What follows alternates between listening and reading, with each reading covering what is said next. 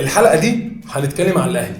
هنتكلم في الحلقه دي عن 4 حاجات: ازمه كهرباء الجديده اللي حصلت النهارده، والتحكيم المستفز اللي كان في ماتش الاهلي والمصري، وازمه المهاجم الافريقي اللي الاهلي مش عارف هيعمل ايه فيها، وازمه المهاجم الصريح اللي مع الاهلي.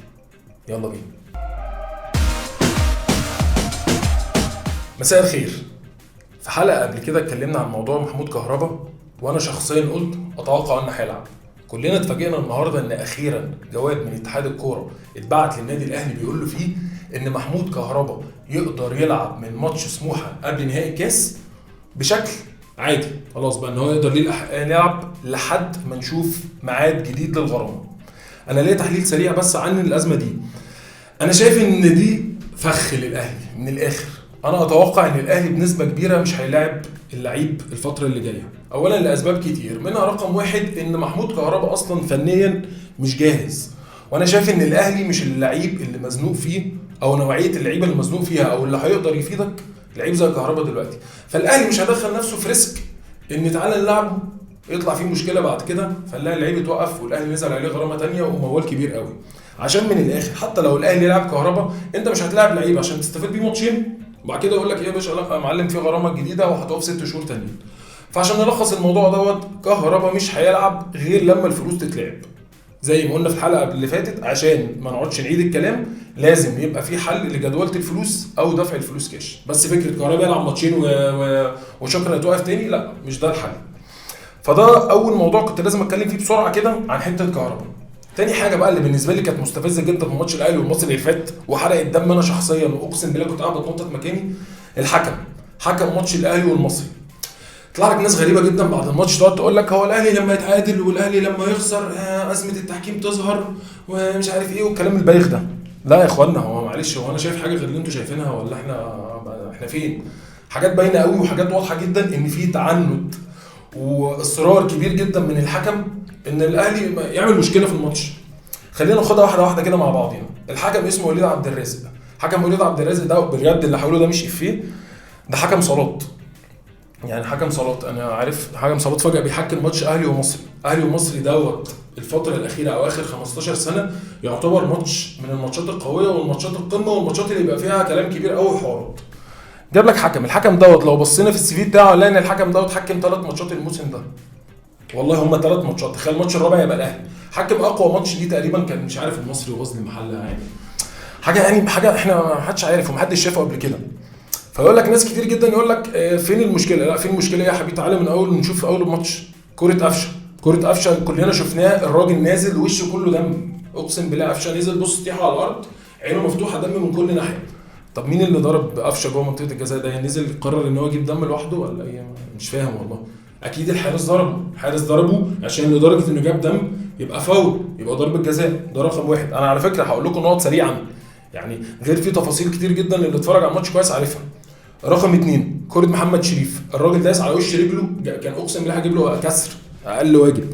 والكرة واضحه جدا في الاعاده وواضحه في كل حاجه. فين الفار؟ بس اختفى، وهو اصلا ما بيسالش وما بيصفرش وما بيقولش وما بيعملش اي حاجه. لحد ما بالنسبه لي بقى حاجتين اللي كانت ناهيه وكنت قاصد وكنت شايف ان الحكم ده وراه إن هما حاجتين. رقم 1 في اخر الشوط الثاني ادى 6 دقايق وقت بدل ضايع. اقسم بالله تلعب منهم 3 دقايق بالملي. ليه بقى؟ تعالوا اقول لكم دليل ان الاهلي لعب 3 دقايق بس في ال6 دقايق دول. اول حاجه محمود جد وقع له بتاع دقيقه ونص. محمود جد حارس المصري وقال له بتاع دقيقه ونص اي قوم يا حبيبي عشان انا قمت ايه ده انا بقيت كويس بسم الله الرحمن الرحيم والله ربنا قادر على كل شيء. فدي حاجه مستفزه. تاني حاجه حسين السيد اتبدل له في دقيقه وراح محمود جد واقع تاني ماشي، واول ما جيت 6 دقايق وثانيه الحكم مصفر.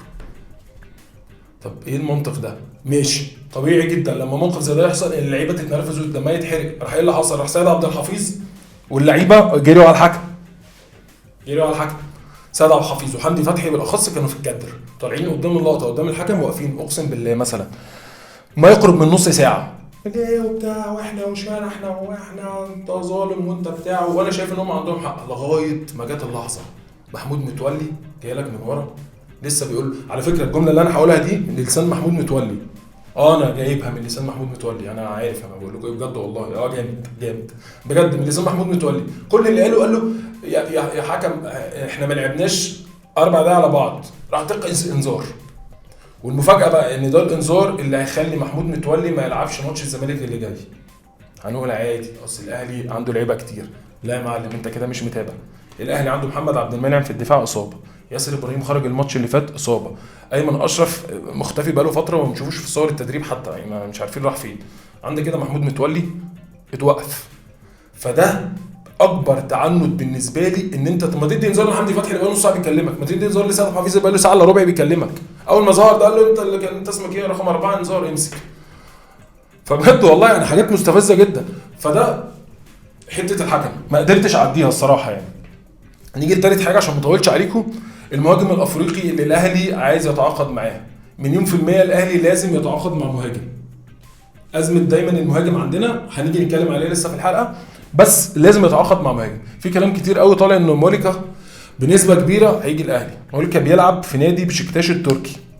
الفتره الاخيره تقريبا في خلافات مع المدرب وحاجه، هو ما بيلعبش اساسي دلوقتي، هو ما بيلعبش كتير، فهو عايز يمشي.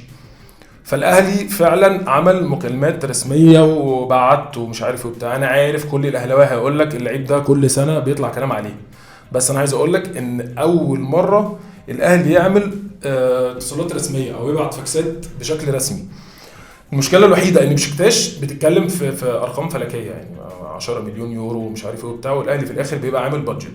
طول ما الاهلي حاطط البادجت دي بتاعته، انا اتوقع ان انت مش هتجيب لعيب سوبر. ليه؟ اللعيب الافريقي السوبر بالفلوس دي لا يروح لك الخليج يا معلم يروق على حاله عشان نشتغل بعض. فاتوقع ان الكلام مش اكيد، بس بنسبه كبيره اللي احنا في خلال اليومين الجايين لازم هنشوف مهاجم، واتوقع ان هو مهاجم افريقي. في كذا اسم مطرح دلوقتي، بس اقربهم موليكا زي ما احنا بنقول ممكن يبقى هو المهاجم الاساسي. نروح بقى لتاني رابع حاجه مستفزه بالنسبه لي، المهاجم الصريح. ايوه المهاجم الصريح. على فكره الاهلي انتشارا هجوميا انا شايف انه حلو جدا، بيوصل للملعب او بيوصل للمرمى الخصم بشكل كويس جدا. انتشار يعني تلاقي حسين الشحات وقفشه وهنا عبد القادر او برونو، ما لناش دعوه ببرونو، بعبد القادر بنوصل. بس دايما عندك الفينش مش موجود. عندك اتنين، محمد شريف وشادي حسين، اقسم بالله انا حفظتهم الاسمين دول بقولهم زي السلام عليكم كده والله العظيم. محمد شريف وشادي حسين ما تعرفش ايه اللي حصل. محمد شريف كان مهاجم مصر الاول، وشادي حسين جايبينه سوبر. انا شايف ان اللعيبه دي فقد الثقه. عارف كده لما تفقد الثقه في نفسك، هو فقد الثقه. في كذا كوره شفناها الماتش اللي فات، اللعيبه دي فقد الثقه. هتحس هو بيشوطها انا باصص بره، فاهم؟ هيشوفني وانا بضيعها، اصلا هو واثق بجد والله انه هيضيعها. كولر الكلام ده برضو اكيد. كولر جاب الاثنين دول، قعد معاهم ميتنج صغير، قال لهم بصوا انتوا مهاجمين كبار، احنا واثقين فيكم. الراجل يعني بيحاول يعمل اللي عليه، بس هو كولر نفسه مش قادر يميز واحد عن واحد. اكبر دليل ان انت بتلاقي شوط الجديد ان انت كنت كل ماتش او ماتشين بتلعب بواحد. لا يا معلم خد الجديد، انت كل شوط بتلعب بمهاجم. ايه يا معلم ده؟ يعني ده كويس احنا شوطين بس، انت لو كان الكوره 3 شوط بقى كان زمانك 3 مهاجمين ولا ايه؟ فبجد والله لا، حاجات بالنسبه لي غريبه. بس محمد شريف وشادي حسين فاقدين الثقه بنفسهم. كولر قال لهم كده بالظبط، قال لهم انا بشوفكم في التدريبات تلعبوا في انديه اوروبا، تنزلوا الماتش حلول لي والله، حلول لي. كميه فرص ضايعه وكميه حاجات ومجهود الفرقه اللي بيضيع. انا كنت شايف ماتش المصري دوت يخلص بسهوله جدا، كان الاهلي يقدر ان هو يكسب بسهوله بالفرص اللي جات لمحمد شريف وجات لشادي حسين. فانا شايف ان ده اكبر دليل ان الاهلي لو كان عنده شك 1% ان هو مش هيجيب مهاجم جديد او مهاجم افريقي او مهاجم سوبر، لازم يجيب، لازم خلاص يعني الموضوع خلصان. وانا شايف ان اللعيبه اللي ماشيه بشكل كويس، عشان الناس بس ممكن تقفش عليها في الحته دي، انا شايف حسين الشحات كويس، ليه شويه حاجات غريبه بتحصل بس هو ماشي كويس، ومحمد هاني ماشي كويس، وقفشه بمليون برونو سافيو. انا دي وجهه نظري. احداث الاهلي كتير، احداث الاهلي ما بتخلص، كلنا مستنيين الجديد مع الاهلي ان شاء الله، وكلنا وراك يا اهلي. سلام.